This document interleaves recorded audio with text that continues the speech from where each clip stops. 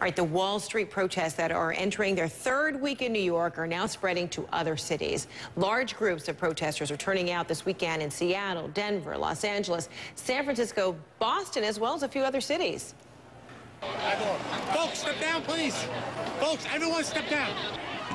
Well, today in New York, a smaller, quieter crowd compared to what we saw yesterday. That's when a large crowd shut down one side of the Brooklyn Bridge, protesting what they call corporate greed. 700 were arrested. New York Congressman Charlie Rangel showed up and was met with this resounding message. This is a peaceful march. This is a peaceful march. This is a peaceful march. All right, this is a peaceful march, they say. So who is in this group and what are the demands as a whole? Let's go to Wall Street where our Susan Candiotti is with the crowd that is gathering today. So Susan, who's there right now and what are they saying to you? Hi, Fred. It's a pretty quiet group here this day after a pretty busy day yesterday, but certainly a large crowd here as you look at this public park, which has now become the main campgrounds for Occupy Wall Street. As you look around, you can see a mattress sitting here, someone's black wig sitting right here in front of me on, well, it's sort of a makeshift tent.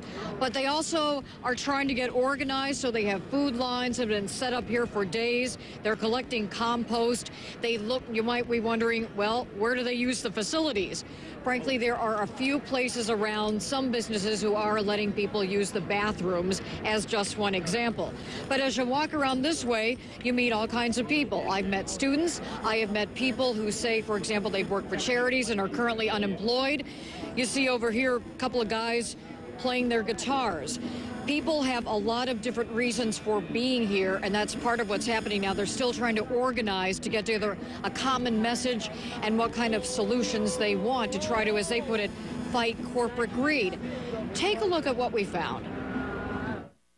Their message, end corporate greed, they say, is killing America's economy. Solidarity forever. But will they be heard in Washington? Politicians can be bought. Political influence can be bought through political donations. This needs to be addressed. But organizing isn't easy. Admittedly, most of the time is spent trying to figure out what they're trying to say and how to organize. No one's in charge, and that's the way they like it. We're gathered here in this place to join to craft that mission statement, to shape a statement of what it is we want and how we're going to get to it. This New Jersey mother used a school holiday to take her 4- and 5-year-old to join a peaceful protest for a day. We are 99%. You know, the rich and the powerful are 1%. You know, we all need to be a lot more equal than that. Is it hard to put together a solution? Very hard, very hard. That's why I'm skipping on my words here. There's so many ways you could come to the end to a solution. But, you know, in the meantime, it's just kind of just awakening people up to know, you know, what's going on out there. The New York group insists it's staying put with no exit strategy. And police say they have no plan to move them out.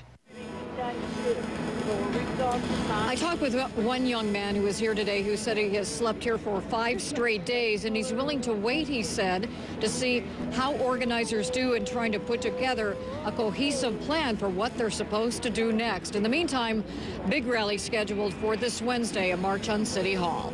Fred, back to you. All right, and so this kind of goes on in perpetuity until people are just exhausted or until they receive a message from someone that they're hoping to hear? In the vernacular, I guess you could say many of them, until the cows come home. They plan on occupying here as long as it takes to, A, formulate a message, and then try to come up with a way to carry it out. And they hope the movement, of course, will spread. All right, Susan Candiotti, thanks so much in Lower Manhattan.